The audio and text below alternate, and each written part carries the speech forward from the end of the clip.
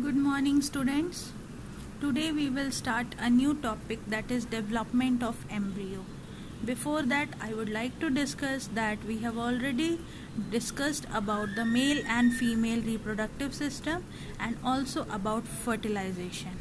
You already know that fertilization is a process which takes place in the fallopian tube, and it is a process of fusion of male and female gametes to form a zygote. So, after the formation of zygote, when that zygote starts growing in size as well as the number of cells also go on increasing due to successive division, then it is termed as embryo. You can see in this picture, these are the stages of development of an embryo. This is fertilized egg, that is also known as zygote. And you can see this zygote undergoes division. That means the number of cell increases and simultaneously the size of the individual also goes on increasing. And one stage comes in which the organs of the individual or the growing baby that can be identified, then that embryo is referred as fetus. This fetus also grows in size and finally it takes birth, and the individual which is born, that is referred as baby. So the whole span of development of fertilized egg up to the fully grown fetus, that is almost about 9 months, and after that the baby is born. So this is all about development of embryo.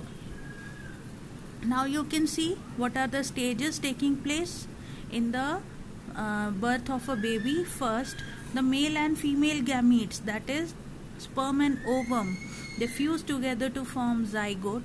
The zygote undergoes division and it grows in size and forms an embryo.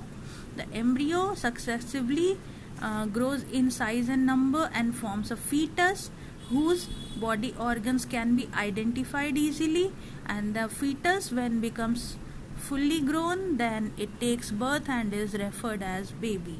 So this is how the individual or a baby is born.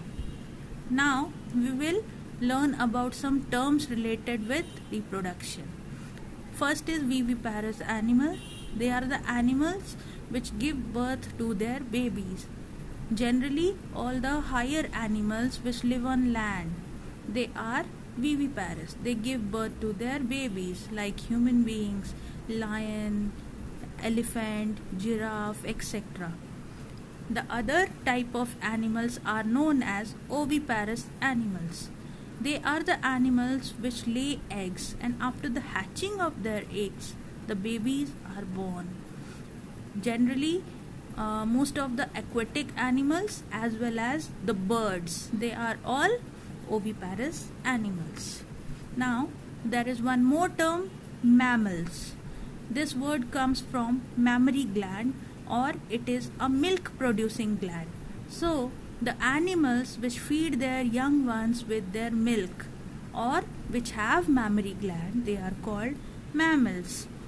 Generally, all the viviparous animals are mammals, but some exceptions are there in the oviparous animals.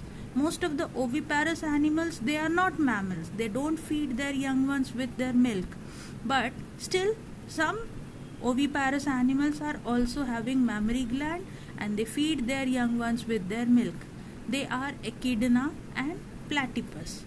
These are the two animals which feed their young ones with their milk and give birth to their young ones by laying eggs. You must remember these two examples. And now I will show you the pictures of echidna. This is echidna or spiny anteater, and the second one is platypus. It is an aquatic animal. So that's all for today. Thank you.